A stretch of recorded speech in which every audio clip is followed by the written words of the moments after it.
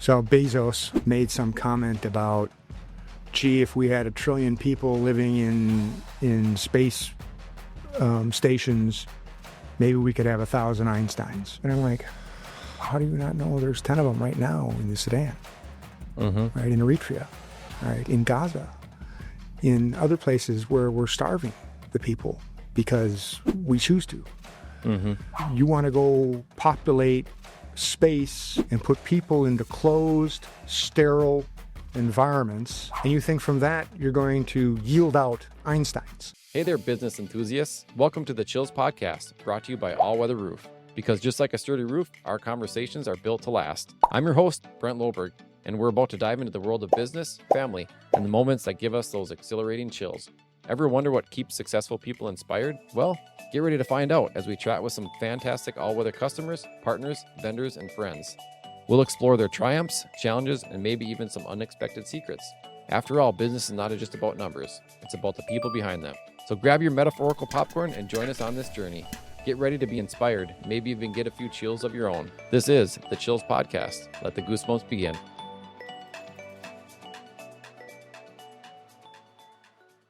All right, well, introduce yourself. So Garrick Villaume, as I mentioned, I was born up at the headwaters of the Red River in Breckenridge. Oh, really? And not there long, I think, before we came to the cities, and then ended up at the farm when I was in about first grade. Went through school in the school district in the West St. Paul area, made all my friends there. My life straddled rural and suburban worlds. We were not well off by any means, and so I went to the university on Pell Grants, the land grant institution, did exactly what its mission is for me, served it well. Did my undergraduate there in physics, and then went on to be a grad student working on the Sudan 2 deep underground experiment in the old U.S. steel mine up in Sudan. Okay. 2,700 feet, I think it is, something like that underground, and actually vertically it's right under Lake Vermilion. Really, really cool experiment, really cool stuff. Taught me a lot of things. But I was already married and had children by the time I started grad school, and so it was a pretty heavy lift. And I had an opportunity to go into industry, working as an engineer, science for money. Sure. A friend called it. And I started there while I was finishing my analytical work and writing my dissertation. So Okay. Took 4 long years where I was doing the dissertation on the side then, so that became the secondary focus while I was doing my engineering job, right, during the day. Okay. Trying to, meet all the expectations and perform well and do all the stuff that you would do in an environment like that. So. What was the project in Ireland that you were working on? That was about transferring and improving and aligning processes and the technologies that the factory that was doing the development work here out in Edina, Bloomington area, were leading with. And at that time, there was a wafer, so a recording head wafer, right, lithographic processing and all of those things, thin film devices. All of that was going under a format change as they increased the number of devices that you put on a given substrate, and then the size and the shape of that substrate actually changed. Seagate for a while had square substrates when I got there, and we went back to round. And it was at that time doing all the work that brings that process change in while maintaining continuity of performance and predictability of the outcome and meeting the expected metrics, those types of things. Okay. So I was running a analysis team, right? So you could think of it as typical analytical operations type stuff. Are the targets right? Are the process settings right? Right? If it's not, what are the signs that we can use from the data and the test information to adjust those and optimize the balance between speed, quality, performance, which is pretty typical, I think, in most intensive manufacturing industries that are making hard devices and complex systems. Sure. So how'd you get into this? How'd you want to do this as a career? It was a fortuitous serendipity, right? So I was in grad school working on the stability of matter, right? My research was focused on a thing called proton decay. So the lifetime of the proton is empirically greater than 10 to the 35 years. So it's, something between the square and the cube of the life of the universe long. There's never been a confirmed observation of a proton decaying spontaneously. Yet the Standard Model, which is the main theory, the most fabulously successful theory that humans have ever devised, and all of those things, even with all of its gaps and flaws, it does not have anything in it that says the proton should last indefinitely. So extensions to the Standard Model, like supersymmetry, like string theory, they were very popular avenues of pursuit at the time, and there were mechanisms that would explain, a proton could fall apart this way or that way. And there were several experiments about that back in the late 80s and 90s, including this one, which we had a unique design, unique form factor, great people, right? The environment was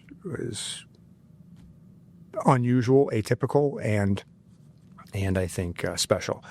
So that group of people and the researchers around it, worldwide collaboration team, are all focused on, can we learn something? Can we see an event that says, yes, this confirms that these theories will say, what these theories tell us about the way things work?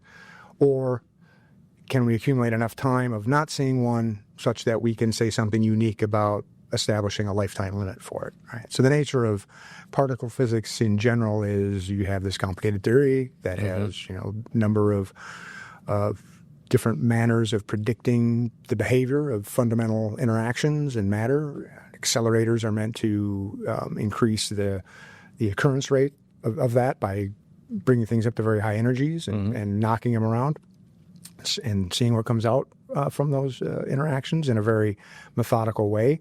Heavy-duty computing. If you've ever seen, the detectors at the CERN cyclotron, right? So the LHC, some of the big machines that actually track the particle interactions after they scatter and interact with each other. I mean, they're just monstrous machines. And our experiment was much smaller, much lighter, very modular, very, very cutting edge from a point of view, from the contemporary point of view. And we thought we had a really, really, decent shot of adding something useful to the lifetime. There was a candidate event that may or may not have been an actual proton decay in the mode that we were looking for.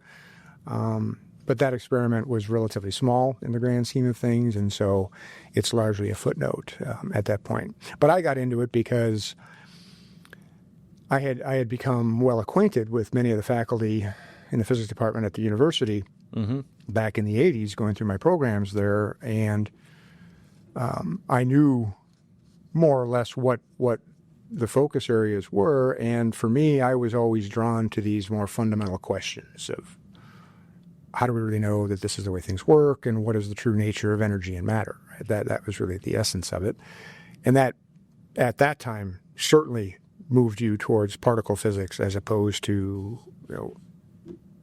condensed matter or materials physics that you might see in the magnetic recording industry, for instance, right, behind recording head technologies. So I was focused on that, and that always captivated me. I mean, ultimately, I went into physics because the question why, it's been a motivating force for me, or a motivating question for me.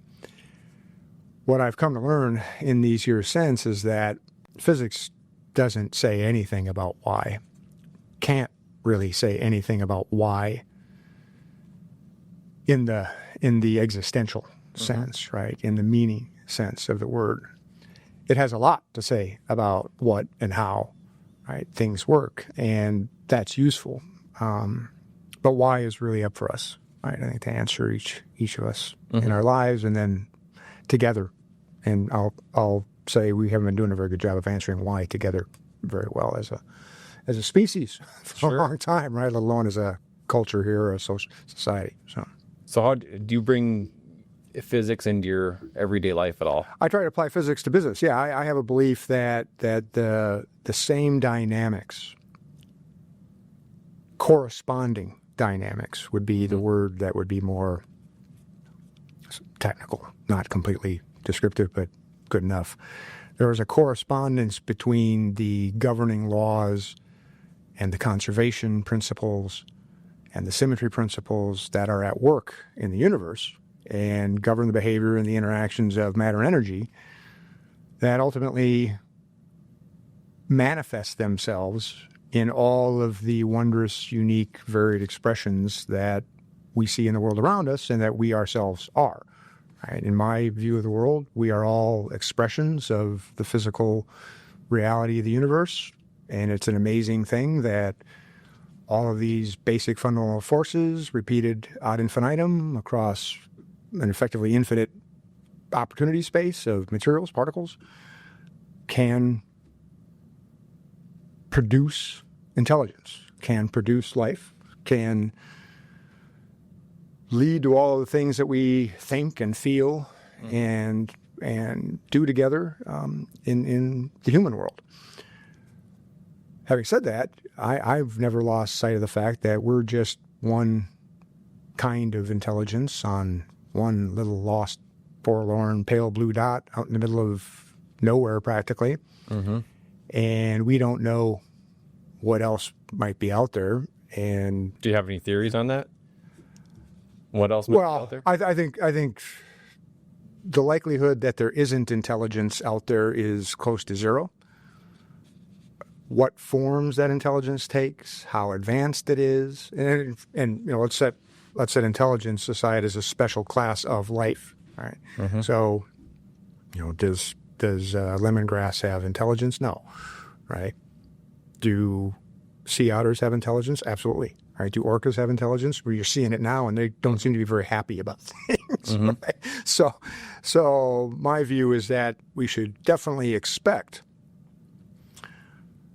a boundless spectrum of life expressions, how materials form together to function in the ways that we associate with life, meaning it acquiring energy under some sort of motivational dynamics and pursuing, the persistence of being by replenishing energy, these types of things, and then replicating, reproducing, right, and continuing it on. I think there's I won't say infinite, but a effectively infinite variety of that to be found in the universe. But I also understand that the magnitude of the universe, the scale, and the limitations, like the speed of light, essentially preclude us from really ever knowing or mapping that out, right? Mm-hmm. We're nowhere close to being able to cavort around the galaxy, right, in the Star Trek mold, right? A quick aside, there's a whole core and cluster of people that are damned and determined to force us into a world that they think is going to be like that. And that itself is causing some problems that are complementing many, many historical problems that have never been fully remedied. And I think it's an injustice to the planet. It's injustice to ourselves, people, humans, all right, and all of the other creatures and living organisms that we share this planet with, to believe that we're going to go off and conquer space because we've done the things that we've done on the planet. I mean, I look around and I go, we're trashing the joint. We're kind of in a bacchanalia of consumption, and the idea that we're going to go off and be galactic conquerors is an absurd proposition at its face. Yeah. Makes sense. And then that's just the galaxy. Right? Then there's trillions of those. Right? So yeah. So I think that, without getting too far into this, we have a hard time accepting that we are effectively alone. And that bothers many people, right? Maybe bothers most people. To me, it doesn't bother me, right? It tells us that that's why we're precious and unique, and that's why we need to be putting our full value on our humanity, on our existence, on our prosperity and continuing advancement to learn. And if I'm wrong, for example, and someday in the far distant future, we develop the command to, move time and space, move ourselves through time and space in a way that allows us to actually do these observations and to go see what's on the other side of the spiral arm of the Milky Way, or what's in Andromeda, or beyond that. It will be because we value that. Right? If we don't value that, we'll never get to the other questions. So that's probably a little bit gauzy what I'm saying. No, here, it's right? okay. Interesting to hear your thought on the people that got trapped in space for, was it 9 months? And then Elon went and got them within a couple of days or something. Did you hear about this? Elon didn't go get them. Yeah. Okay. What was the story? Elon didn't do anything right about that other than create trouble where no trouble was necessary. Sure. Right, and he created that trouble to bring attention to himself. Yep. And to impugn others. All right, period. Right. Elon is not a good man. He's not who people think he is, those who are his stands, right, and those who excuse every bad behavior. I mean, let me tell you what. Let me go back to Seagate. All right, so I was advancing along very nicely. For a while, I was rising in the organization as fast as anybody else, right, in the company. Yeah. I ended up, being assigned some significant responsibility. At the time, I went to the expatriate assignment in Northern Ireland, and then when I came back, I went up again. But I was held there for a cycle, because I, at the time, and this is what I had learned and been taught, I was a kick butts and take name kind of manager, right? Sure. Action, get it done, right? I don't care who's at fault, right? I just want this damn thing solved, and blah blah blah blah blah. And I was effective, but there's a limit to how effective you can be there. There is some leadership capital in being an ass kicker, right? But it's not the best capital. It's not the most capital, right? There's a kind of leadership that's better than that. I was held back for doing things that are just a tiny fraction of the kind of behavioral violations that Elon Musk is known for. Right? Screaming at people, firing them on the spot. Right? Seagate went through a cultural transformation while I was there. We knew that we had great potential, but we also knew that potential would be under-realized in the cultural mode we lived in. And so we went through this cultural transformation. It was difficult. It, impacted a lot of people, favorably and unfavorably. I had that personal interaction. I was sent to personnel data decisions, right, or incorporated, that's here in town, right, to do the classic skills rating, right, and I pegged the meter on hard skills and wallowed in the muck on EQ related items before it was related, called EQ. Yeah. Did a simulation type scenario where I was filmed, right, being a senior executive to some people, and realized that, I'm not who I think I am. Right. When I see myself from the other's point of view. And I tell that story, and it's coming out somewhat mixed up here, but I'm telling that story because that was a key personal lesson within a key organizational lesson within a key business context, environment. The industry, the hard drive industry, was known for being a really hard intensive environment. And so it's again a series of recursive or nested fractal expressions, right? You're fractal in what the principles of behavior, right, and how you treat people are, and what those mean. And what we're seeing today is that not only is somebody like Elon Musk really allowed to treat people in ways that nobody would ever, finish the day at work if they did that. For sure. It's not only being allowed, it's being cheered and championed by people, right? And it's used as an excuse based on this myth that there's some incredible genius and productivity behind it, which is garbage. Right? Yeah. Agreed. So, yeah. So in your line of work, tell a good story, funny story, something that you've something worth sharing over the years? Well, I'll tell you the ironic story, which is I've spent my life doing analytical endeavor.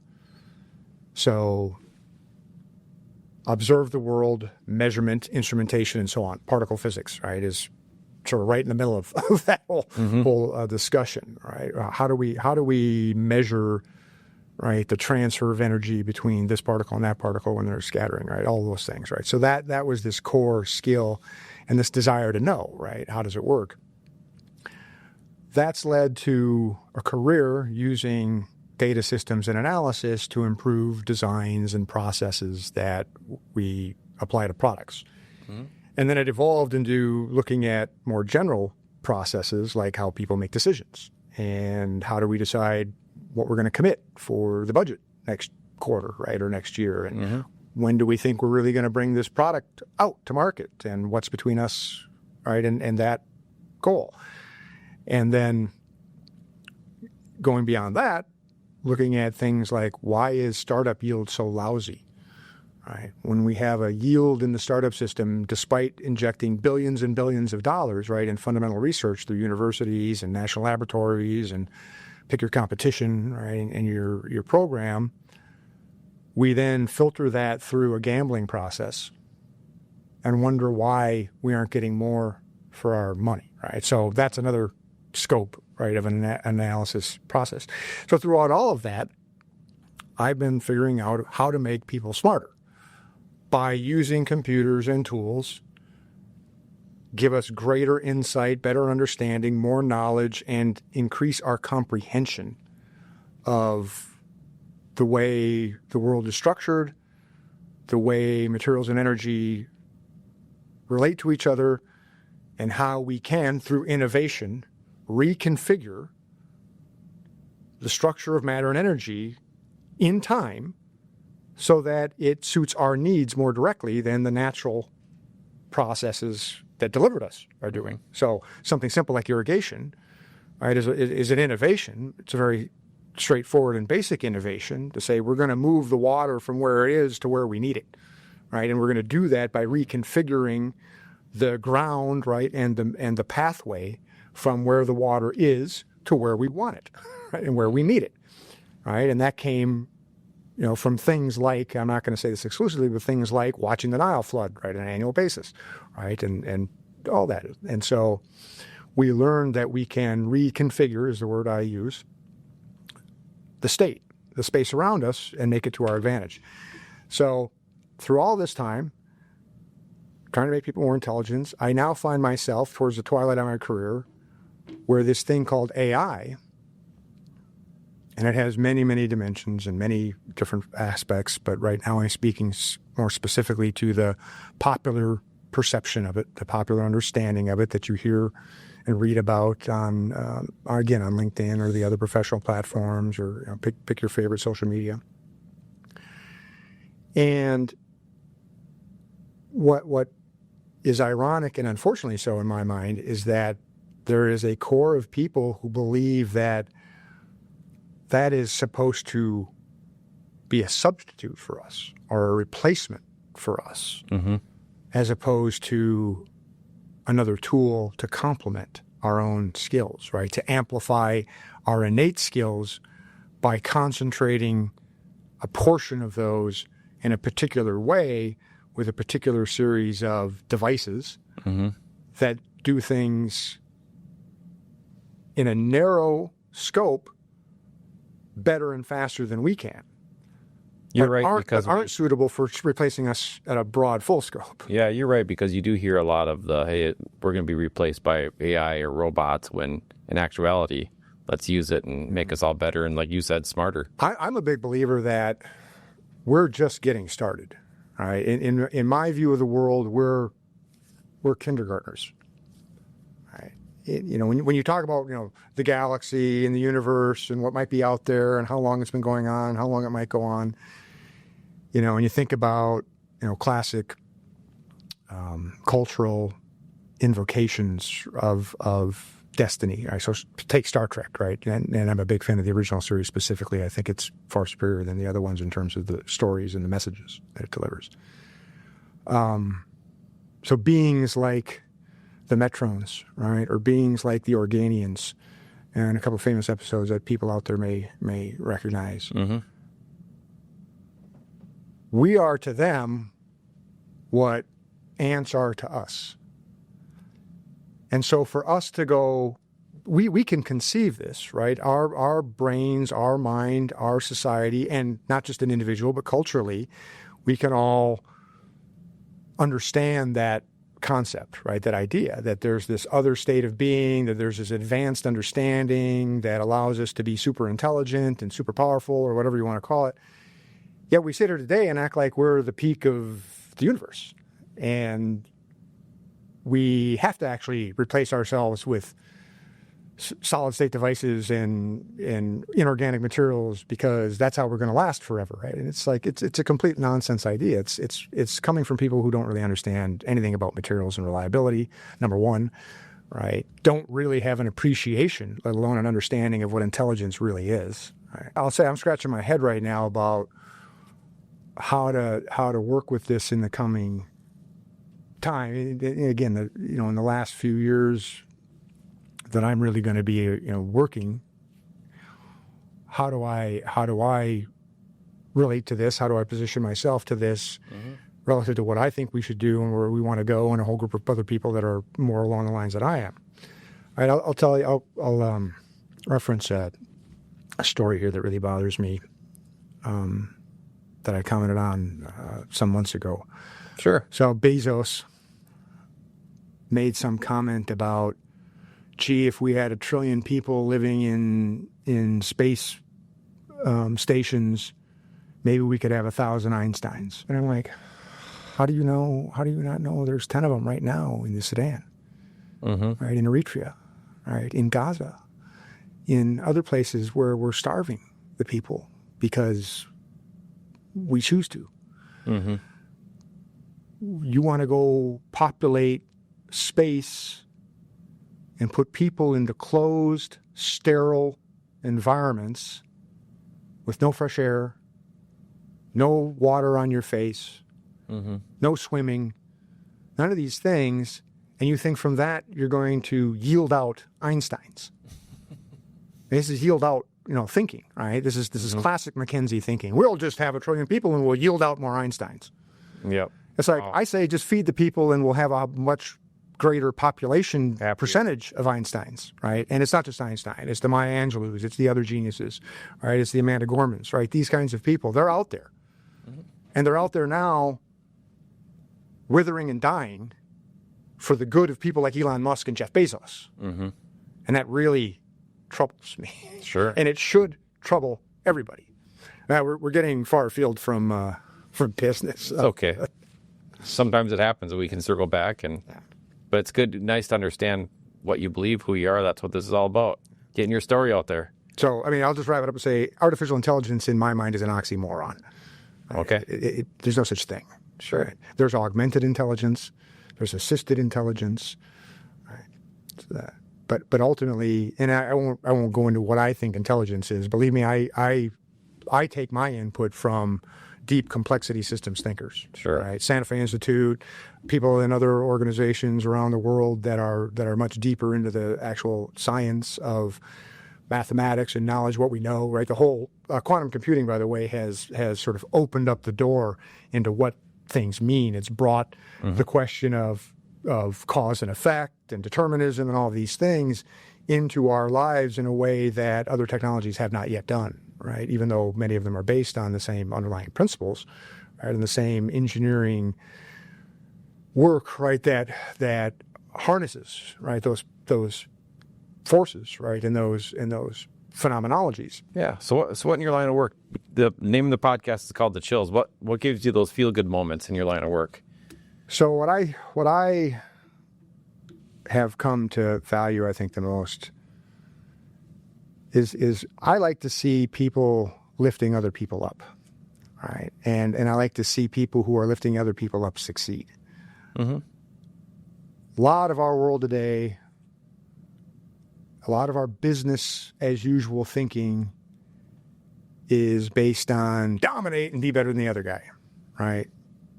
kill the competition, slaughter the competition. Our language still is rife with the brutality of our rise, our ascension from savagery, right, to the modern world. And there's just too much of that in our business. So I guess I never finished the idea. I thought I think we're, preschoolers, kindergartners, and we need to be thinking about how we're going to graduate from high school, right? And then what college might look like, right? Obviously, there's a whole bunch of other people that think they're already grad students, right, ready to tell us where we're at. And I think that's just a bunch of baloney, right? But that comes with these practical effects, like, for me to get better, you have to be worse, right? The zero-sum model thinking, right? My belief is we didn't rise from ignorance and pre-civilization to make villages, to establish cities by beating the hell out of each other, right, and bashing each other over the head, right? The original commerce was collaborative. Had to be, or we wouldn't have made it here. Yep. Right? And we've turned the abundance that we've been able to at least present, whether it's really there or not, whether there's really a bank account that's going to support abundance, right, the way we want it is a big question right now. But we've taken that, and now we've said, well, the name of the game is to take as much of that as you can, damn the other people, right? And that's the measure of success. I mean, that's the principle behind shareholder value, right? And so we run ourselves on a model that dehumanizes us implicitly and commodifies us and treats us as resources, treats us as objects of consumption. We abstract away ourselves as markets, right? And so we're not the humans we think we are. We're not the humans we once were in that sense. We have too much of the humans we once were in the negative side of things. So when I see people who are succeeding by helping other people, by lifting them up, makes you feel good. That makes me feel good.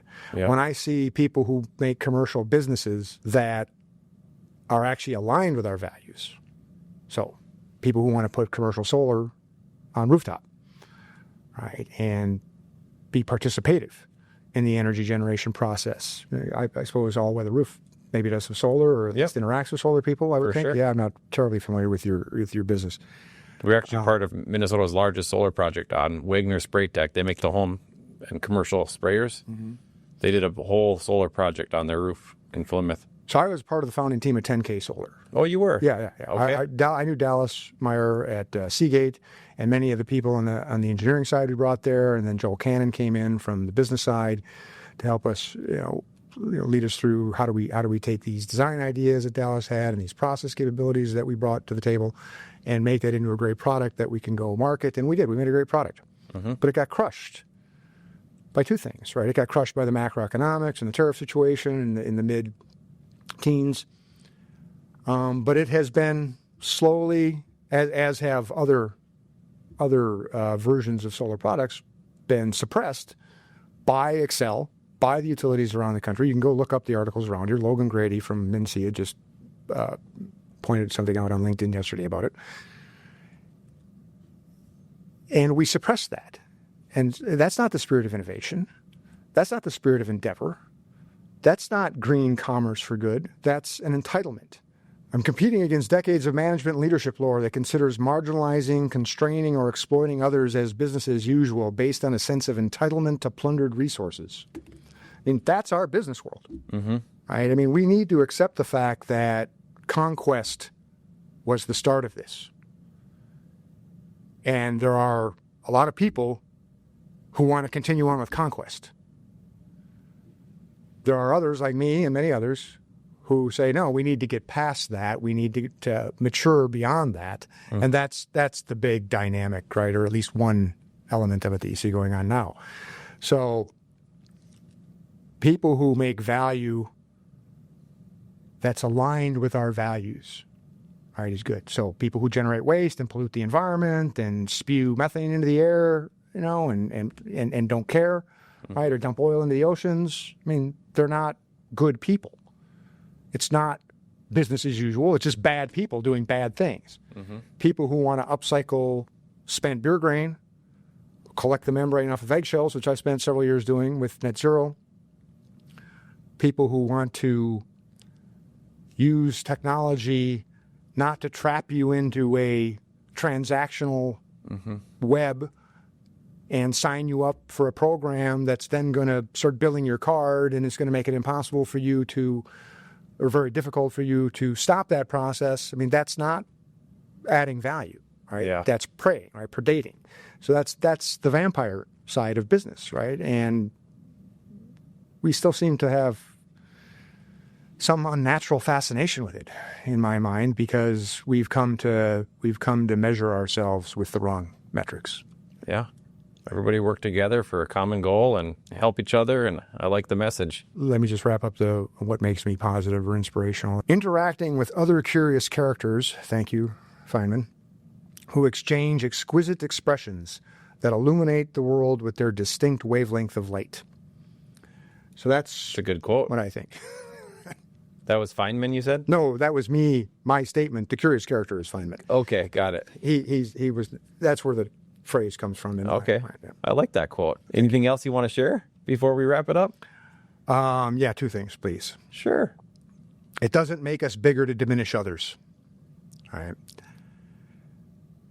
When we say a phrase, and this is where I'm talking about, where our language still has these remnants of a less mature mindset, like taking candy from a baby. Who would ever take candy from a baby, and why?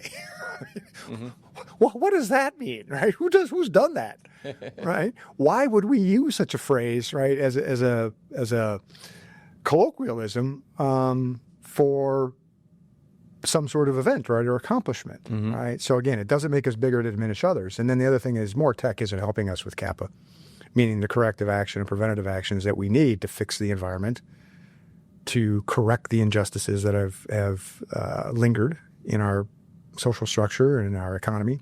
And really now, I mean, you can see it. I've avoided making any direct references to the immediate events going on. Sure. But this is going to get up close to them. Liberty is on the block. People are being shipped out, and then being laughed about. Right. Tech isn't helping with that. It's actually making it worse right now. Right. I recommend, if people who haven't heard it, look up a guy named Cory Doctorow, and a term that he's coined for an idea that many have recognized. The term is, and I tried to get him to not use it because it's got the word shit in it. He says "enshittification." Right, and that's basically like the big tech companies making a nice application or a platform that you like. Sure. And then over time it becomes less than it was, and it becomes so much less that you really don't like it. Or take LinkedIn, for example, right? Or the shitter, right, is the classic case of that. X. We have technology amplifies everything about us, right? Depending on what kind of technology it is. It can make us better. It can make us smarter. It can make us faster. It can make us stronger. It can also make us nastier, meaner, more callous, less concerned, and easier to get over on each other. And so I think people have to ask themselves, is the world a big game where I'm trying to get over on you and you're trying to get over on me? Or is the world a place where we go, hey, we can go make this thing really great, and it'll be great for us and great for other people together? So that's I guess where I'll conclude that. Did you ever watch the Ted Lasso series? I did not. No, I'll tell you what. Really, especially since COVID, I found television and movie entertainment to be almost unconsumable. So I'm going to go on a rant. Go for it. I'm appalled. I never watched 1 minute of The Sopranos. I never watched 1 minute of Game of Thrones. All right, I never watched 1 minute of Breaking Bad, because I don't get pleasure watching other people brutalize other people. The fact that so many people in our society take pleasure in watching the brutalization of other people as entertainment explains why they're comfortable with the brutalization of those people in real life happening right now in parts of the world. And we are drunk on our own sense of success, drunk on our technology, drunk on our belief that we're the greatest things in the universe, and we're ruining everything. Yeah. So. My reason for bringing up the Ted Lasso thing is he has a quote from Walt Whitman is, "Be curious, not judgmental." And it kind of reminded me of... I don't agree with that at all, though. You don't? No, because I'm more with Elie Wiesel, right? You have to stand against intolerance. You have to be intolerant of intolerance. You cannot tolerate hate, right? You have to judge evil and hate for what it is, right? And make no mistake, the people who are the evil ones are trying to use that tool against us. Okay. All right, so that would be a much longer conversation. This was fun. All right. Well, I don't mean to be a downer or anything like that, but the world is in a serious state. It is. It's right? different, right? It's not going to be fixed with some great TV show. Yep. Or Star Trek, for that matter. No, not at all. Anyways, this was fun. Thanks for coming in. All right, my pleasure. Thank you for having me. All right. Yeah. And that's a wrap, folks. A huge thank you to our incredible guests and, of course, Allweather Roof for making this podcast possible. If you enjoyed these conversations as much as we did, don't forget to hit subscribe and share the chills with your fellow business aficionados. Remember, it's not just about business, it's personal, and it's all about the people. Stay inspired, chase those dreams, and let the chills guide you. Till next time, this is Brent, signing off from the Chills Podcast. Catch you on the flip side.